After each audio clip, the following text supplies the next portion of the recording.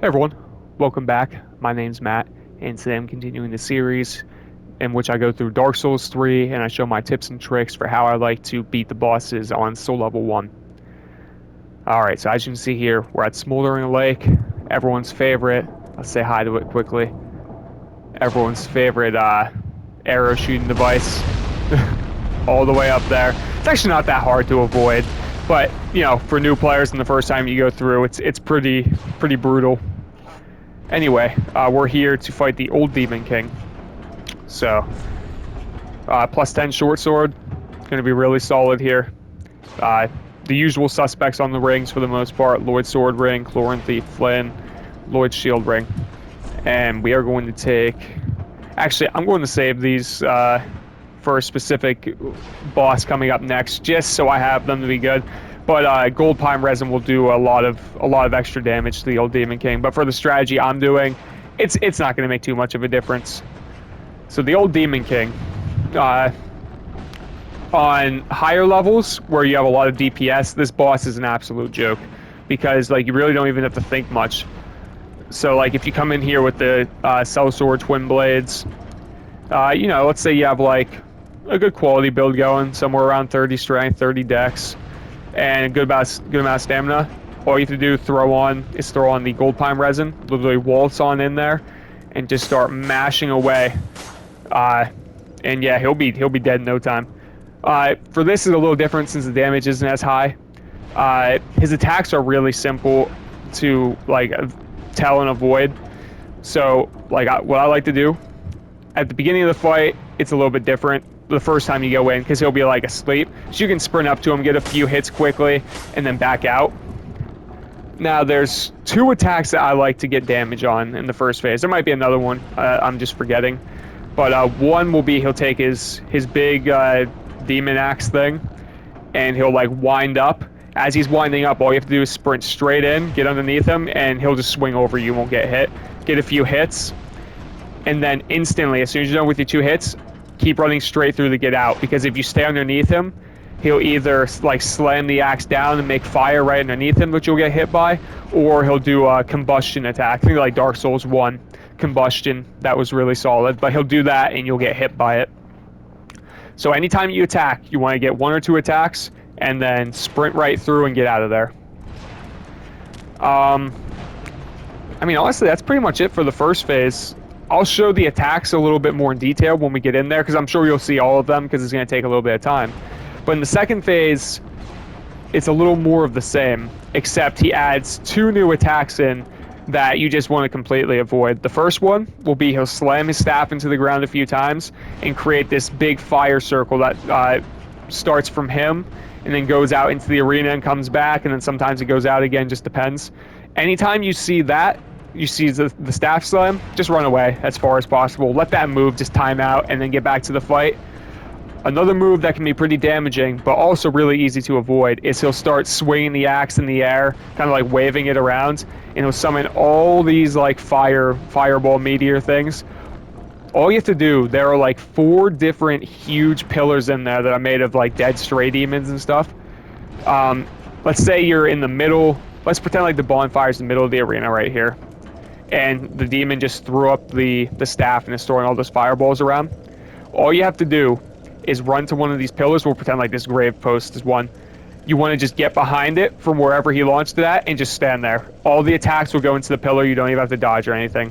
And once again, you'll see it once we get into the fight. It'll be a lot more clear. But yeah, other than that, the attacks you still want to get damage on are when like you walk up to him and he does the long wind up. You can get in, get a few free hits, and it's pretty easy. Last thing to be careful about is when he gets pretty much towards the end of his health bar, he'll drop to the ground and it'll look like he's like giving up. That's because like he's debuffing, and if you stay next to him, you are going to get one shot by it, because like you can get a few hits, but you need to sprint away. I mean, get away a good bit. If you think you're far enough away, take a few more steps, because he'll explode, and the surrounding like attack, it'll kill you. So let him explode, and then you can run back in and just clean him up really easy. But yeah, let's go show it. It's not too difficult.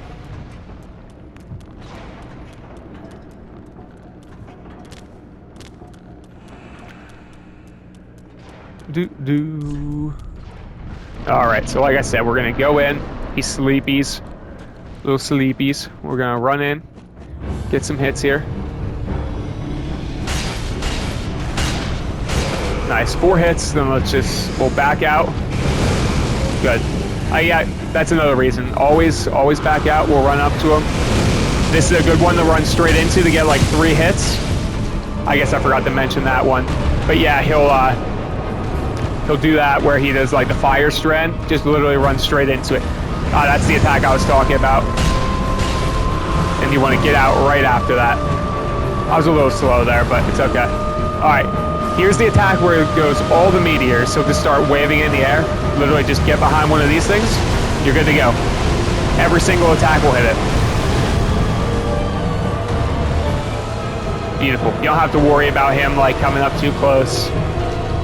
Perfect. And then get out. Really simple.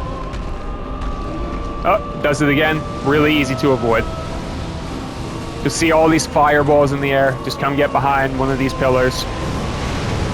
Every single one will hit it. You won't have anything to worry about.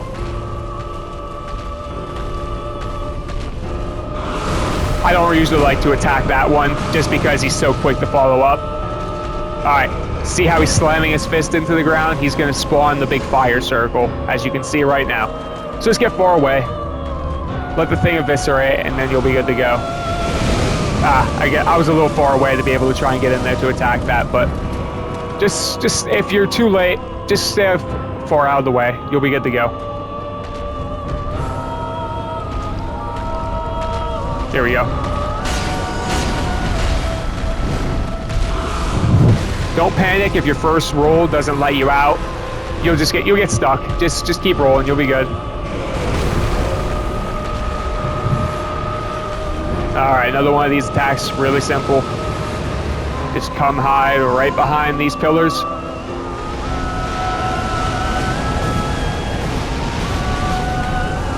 All right, now let's see if he gives me a good RNG attack. Perfect. All right, now get away from him. Oh, it won't let me away. There we go. Get away from him as far as possible. Perfect. Then you can run back up and finish him off. Yeah, just like that. It's really not all that difficult.